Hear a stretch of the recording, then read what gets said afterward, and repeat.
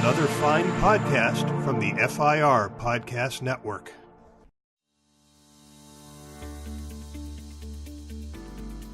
This is Amp Up Your Digital Marketing, brought to you by GaggleAMP. Empower your employees, partners, and resellers to share your social media with the help of GaggleAMP. Amp Up Your Digital Marketing brings together the leading marketing practitioners to share how they are succeeding in today's digital landscape. On this episode of Amp Up Your Digital Marketing, we continue our series that explores the benefits of marketing via podcasting with Adam Roche. Adam breaks the mold with his podcast. Delivering episodes longer than the norm and less frequently than expected, he has built a devoted audience that seeks him out because of his passion for his subject and his attention to detail. Listen in as he shares his podcasting journey and how his choices have made him stand out amongst a crowd. Welcome. I'm Glenn Gaudette, and with me here today is Adam Roche. Adam, welcome to the show. Thank you, Glenn. Thank you for having me.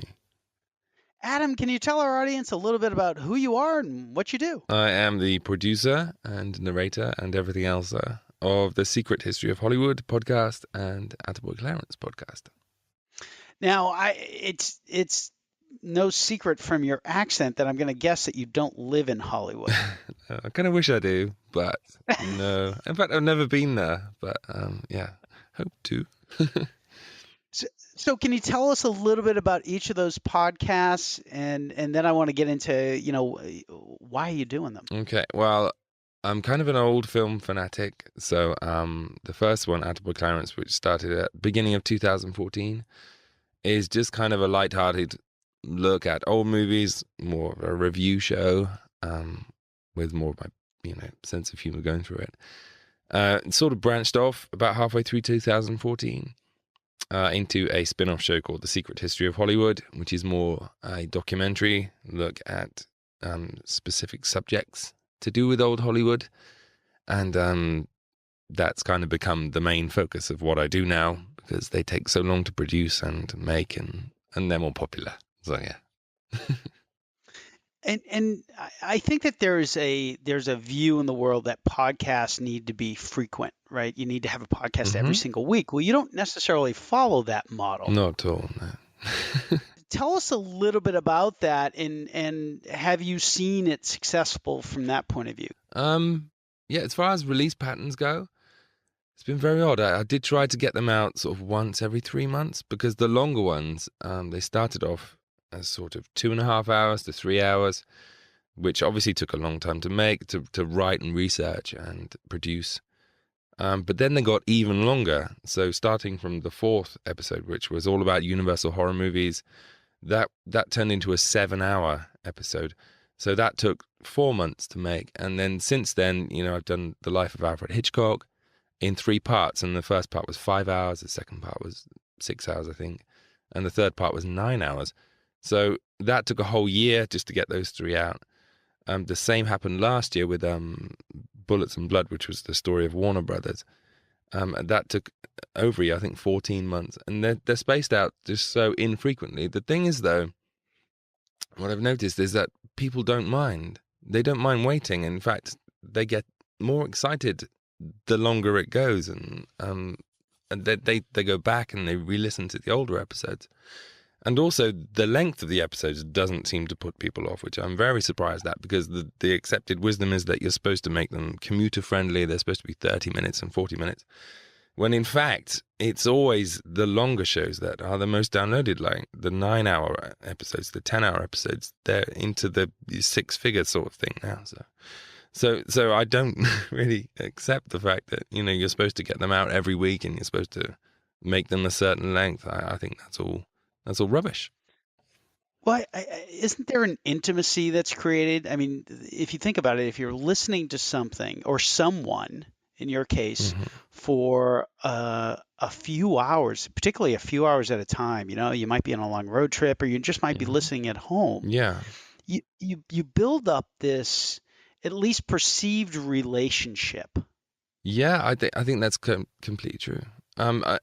People I chat to all the time on Facebook and Twitter and email, they'll get in touch to say, I really enjoyed this and I really like what you've done and I just wanted to say hi. And, I'll get talking to these people. And I talk to, dozens of people every day on social media. And I think it's because it's not a generic cut and paste show. It's something they do get invested in, especially I do think the length of the shows, they are able to absorb the story. And it's more of a personal connection, I think, definitely. And those personal connections, as you said, they tie into social media now. So do you find that people are reaching out to you through Facebook pages? I mean, where are these conversations taking place in the social media realm? Well, on Facebook, I'll put a post up. I, tend to put one up every time I release an episode, and people just go from there. They comment on that, and then I reply to them, and then they reply to me. And then the same thing on Twitter. I'll put a post up or a tweet, and people will just reply, and then people will tag me and stuff. Or sometimes I release an episode, and 6 months later, people have finally finished it, and they'll just reply to me. It's so useful, social media thing. But the replies just come from everywhere. Now you can tell just by listening to you that it's the podcast is a labor of love. I mean, would that be a bad assumption here? No, that's pretty accurate. Yeah, it's a lot of work. It's 6-7 hours a day. Yeah, on top of a full-time job. So yeah, I wouldn't do it if I didn't love it. Definitely. Now, I think you need to tell everybody what your full-time job is, because I think it's going to blow people away. I'm a chef, which means that I work split shifts. So I do like 10 hours a day there, and then I have to come home and do another job, which is fun. But yeah, especially for my family, who I haven't seen for years. They've all got beards now, I think. So when you first started this, you don't come from a marketing background. You just were very passionate about classic movies. That's it. Yeah, I don't have any experience in sound production or podcasting even. I just listened to a few of them. I like Leo Laporte stuff and Dan Carlin, and I was just a fan of podcasts. I was also a fan of old time radio, so like Suspense and Lux Radio Theatre, and so I would listen to these shows and I would imagine that technique of storytelling, but with a real subject.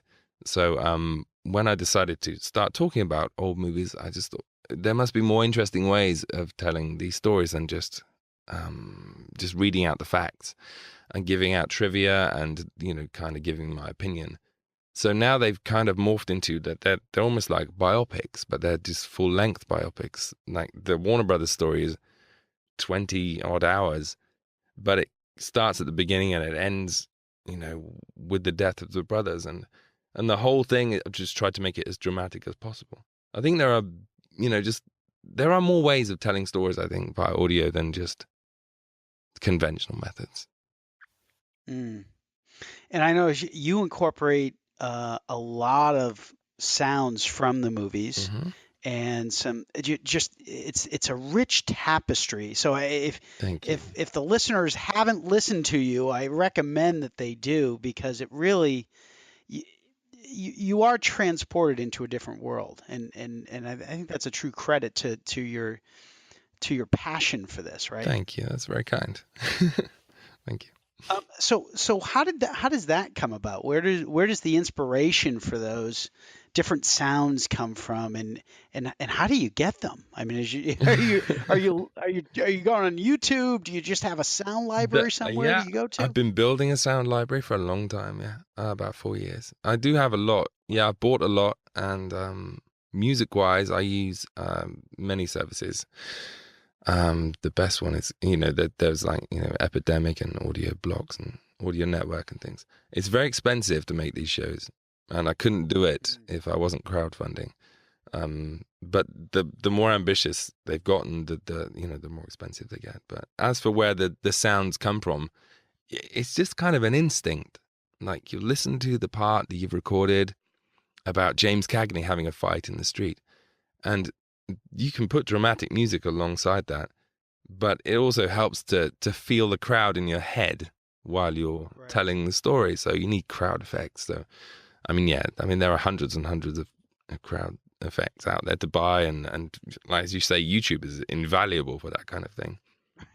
But from there, it's just, do I want the crowd louder on the left ear or the right ear? Do I want the fight sounds coming from the left ear? And it's kind of like composing a symphony. I don't mean to like overplay it or anything. But when you've got the waveforms in front of you and you're just kind of making them move around and the sounds are going around your head,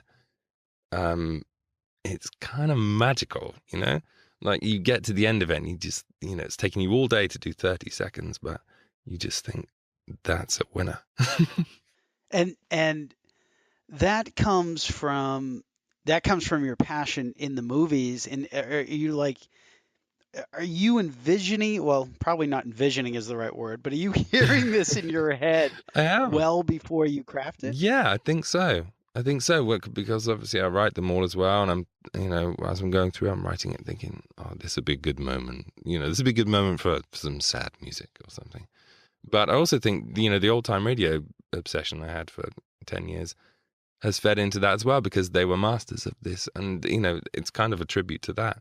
They would have people opening doors and stamping their feet and crunching coconuts together and things. And it's almost like that. It's just revisiting that old technique from years ago. The Foley team. Yeah, the Foley team. But that's just me and YouTube. Yeah. So you're doing all of the editing. You're doing all of the engineering at this point? Yeah, everything is just a one-man show. Yeah. Wow. Thank you. So how do you get the word out about your podcast? I mean, obviously, if they're subscribing to your podcast, it will automatically get downloaded. Do you do any outreach beyond that? Is this completely word of mouth viral, or do you help it out by engaging in social, or do you have an email list? What are some of the things that you do to actually promote your podcast? I do have a mailing list. I don't tend to use it unless there's something big happening, because I get so many emails from people that I've signed up to, and I get so many of them that I just unsubscribe. So I only tend to do it when it's important. Second to that, when I first started, I'm not great with social media, I'll be honest. But I was featured by iTunes when I first launched, and they featured me 6 times in 2014. Wow. Yeah, it was really cool, and they put me on their 10 years best of list. So I was very, very honored for that. That obviously helped with traction. But the word of mouth has been really strong for The Secret History of Hollywood, like really strong. So I think people are telling each other. I did actually have a conversation with someone a little while ago, saying that I'm not sure that I do that much marketing. And I was assured by this person that actually I do, because I do, I do try at least once a day to give something to my social following, even if it's just a picture of an old Hollywood star that I found and I think it's quite cool, or just a message to say what I'm doing at the time. I do seem to get a lot of likes on those and shares. But yeah, I'm not great with social media, I must be honest with you. But it helps that the show seems to have gotten into the right hands, because Mark Gatiss, who's the creator of Sherlock, and he's on Doctor Who and that. He heard the show. I still don't know how or why, but he got in touch to say he really liked it, and he's been pushing it on his Twitter. And as a result, he's actually appearing on this series that I'm doing at the moment about Val Lewton films. So his presence is helping a lot too. So I'm very lucky, to be honest. He's actually my hero. So yeah. No, I mean it's great when you can get people who are fans of the show to actually share on their social presence. That they are fans of the show and to recommend the show. Yeah. And you've never taken, to my knowledge, and correct me if I'm wrong, you've never taken an advertising approach. So there's no ads on the podcast. No. When I decided to do this series, because the shows are generally shorter, they're kind of between an hour and 2 hours each. I did think about whether it would work because they're shorter and stuff. The longer ones, it doesn't work because you put an ad at the beginning and then 9 hours later you've forgotten it. But with these ones, it might work. So I put it out there. I said to people on social media and everything, would this bother you? And the general response I got was, yeah, it would, because people were planning on saving these shorter ones up and then listening to them all because they like the longer ones. They didn't want to. I can't win, Glenn. You've trained your audience. I can't win. So I didn't put ads in the beginning. Can you talk about? So you started the podcast, and when you started the podcast, was it purely viral at that point? I mean, did you just people started listening to it and telling their friends, or was there anything that you did in the early days that might have helped this along, other than the iTunes featuring of it? Yeah, I was very active in following people and listening to other shows. I made a real point of trying to find at least one show a day and listening to it and then commenting on that person's show. And then generally found that I was getting followed back and re-listened to, so that they were then recommending my show to their followers. That helps a lot, especially if you're kind of nascent in podcasting. You need to make friends. That's the most important thing. It doesn't matter that you're not making friends with Dan Carlin or Mark Maron. You need to make friends with podcasters like you. And there are plenty of Facebook groups and forums and, just collectives of podcasters who really do work together to try and build each other's audience. It's a very, very communicative community, funny enough. And people really do want other podcasters to succeed. They do. It's one of those groups where, you're trying to push someone down to raise yourself up. Everyone seems to want to help each other. So if you can, be a listener as well as a promoter, then you'll definitely grow your audience. Yeah, I mean, I've been doing podcasting with different shows, almost 10 years now. And it's interesting. You see the life cycle of podcasting in general. It came out really strong, and then it really quieted down. And then there was a big burst of steam that picked it up. And now you're seeing just a lot of consumer brands and celebrities and things. Traditional media companies actually getting involved in podcasting, and all the celebrities. I mean, it is becoming it's like a tool. Very much a business. It's very much a brand. It's very much a branding exercise. It really is. Yeah.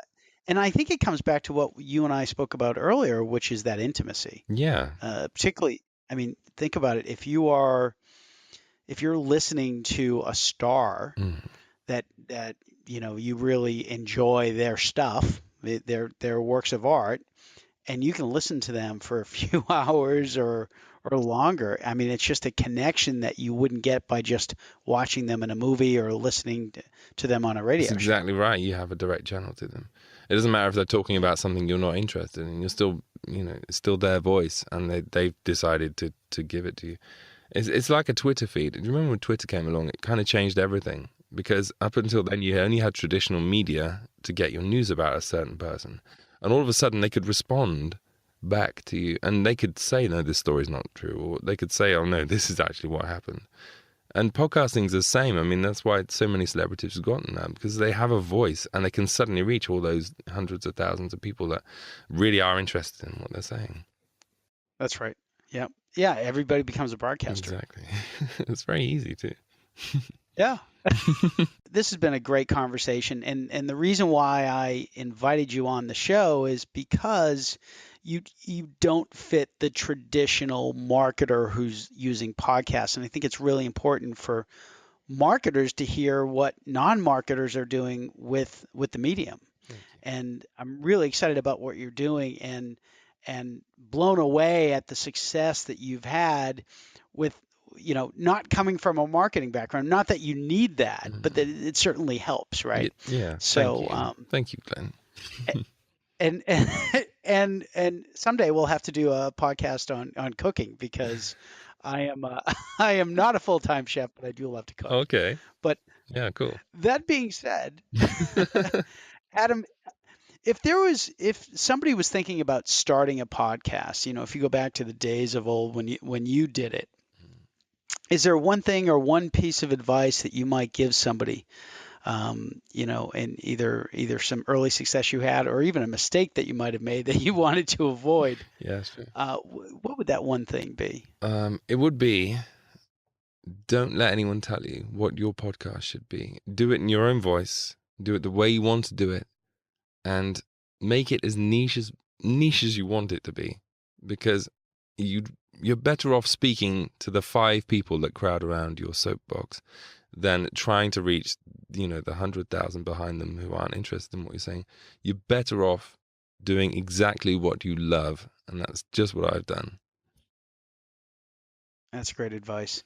Adam, thanks so much for being on the show. If somebody wants to get in touch with you, how can they do that? And tell them where they can get your podcast. It's on iTunes. Just search for The Secret History of Hollywood, or you can go to the website, which is www.secrethistoryofhollywood.com. On Twitter, I'm at Movie Histories. Oh, that's a great one. Fantastic. Thank you. Adam, thank you so much. No, thank you, Glenn. Thanks for having me. It's real fun. Thanks for listening. We'd love your feedback. If you have any ideas for the show, would like to suggest a guest, or even just connect with the producers of the show, you can send an email to podcast@gaggleamp.com. Hungry for more?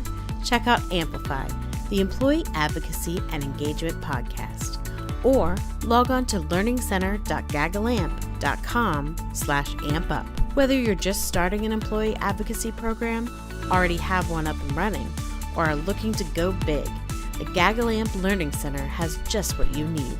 Go to learningcenter.gaggleamp.com/ampup to get started today.